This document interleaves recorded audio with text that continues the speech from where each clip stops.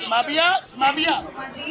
अब हम Now I would like to request Khurram शेर-जमान और स्पीच की है रविस्तान साहब फ्रॉम कराची कि वो अपनी बात करें प्लीज, लेकिन सिर्फ 2 मिनट इस्लामाबाद का हम कर रहे हैं, इसके बाद सबको चांस देंगे, अभी चांस देंगे सबको मिल रहा है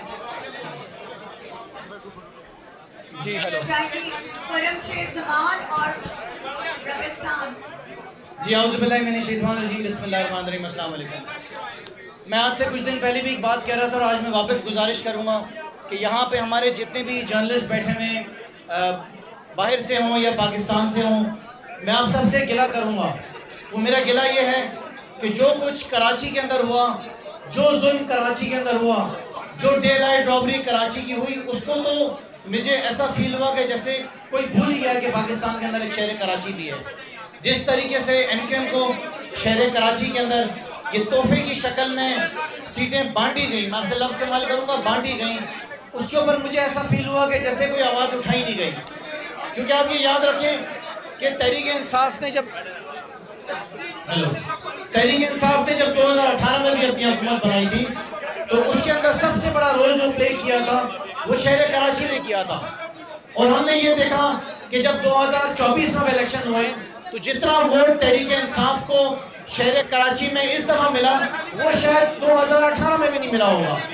जो फॉर्म 45 हमारे पास मौजूद हैं, उन फॉर्म 45 में हमने ये देखा कि अंदाज़न 12.5 लाख से लेके 13 लाख वोट जो हैं वो कराची की आवाम ने तहरीक इंसाफ को दिए। मैं ज़्यादा टाइम ज़ाया नहीं करूँगा, मैं आपको खाली 3 एग्जाम्पल्स दूंगा। सबसे पहले मैं आपको बताऊँ कि फॉर्म 45 के हिसाब से पाकिस्तान तहरीक इंसाफ कराची के अंदर जो है वो अपनी 19 सीटें जीती हैं। 19 सीटें, 19 नेशनल असेंबली की सीट हमने कराची में से जीती हैं। उसके साथ साथ एक हैरान कुन बात यह है कि हम देख रहे हैं कि सूबे सिंध के अंदर जो है वो रिजल्ट्स कराची के अनाउंस हो ही नहीं रहे। तो मुराद अली शाह का रिजल्ट अनाउंस हो रहा है, सईद गनी का रिजल्ट अनाउंस हो रहा है, नासिर शाह का रिजल्ट अनाउंस हो रहा है, लेकिन मजालों के कराची की बात हो जाए, हैदराबाद के अंदर हमने इतनी बड़ी लीड ली है कि कोई हिसाब नहीं। 6 प्रोविंशियल असेंबली की सीट्स हैं और 2 नेशनल असेंबली की सीट्स हैं। वहां पे वो सारी सीटें खा गए और हैदराबाद की एक सीट दे दी है। उसके साथ साथ मैं आपको बताऊं कि बदनाम ज़माना जो सियासी जमात MQM, जो जिम्मेदार तबाही की पाकिस्तान की मईशत की पिछले 30 साल तक, उस सियासी जमात को वापस नाफिज कर दिया गया कराची के ऊपर। उनको जाके सीटें तोहफे में दे दी गई हैं कि लो मजे करो। उनको 2.25 लाख वोट भी नहीं मिला है, जो रिजल्ट हमारे पास फॉर्म 45 के अंदर यहाँ पे मौजूद है। जमात इस्लामी कराची के अंदर हमारे बाद नंबर 2 पे आई है, वो कहीं पर भी नहीं है।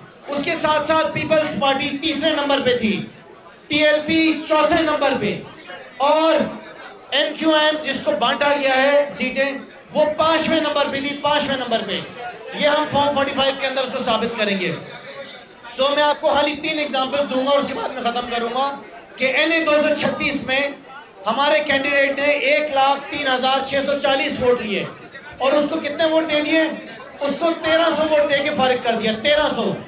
NA 241 जहाँ से मैं इलेक्शन लड़ रहा था जी I know ji. So NA 241 जहाँ से मैं इलेक्शन लड़ रहा था 78,000 वोट्स मैंने सिक्योर किए। 78,000। मेरा रिजल्ट क्योंकि RO नहीं अनाउंस कर रहा था, बहुत इंपॉर्टेंट बात है, मेरा RO जो था उसने रिजल्ट तब्दील करने से इनकार कर दिया। आधी रात को उसको हटा दिया, आधी रात को तब्दील करके किसी खातून को बुलाया, उसे डराया धमकाया और रिजल्ट चेंज कर दिया। तो ये हाल है कराची शहर के।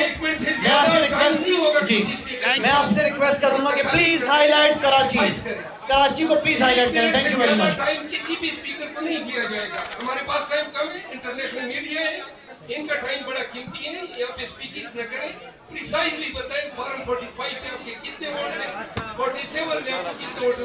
सारे पंजाब के लोग आप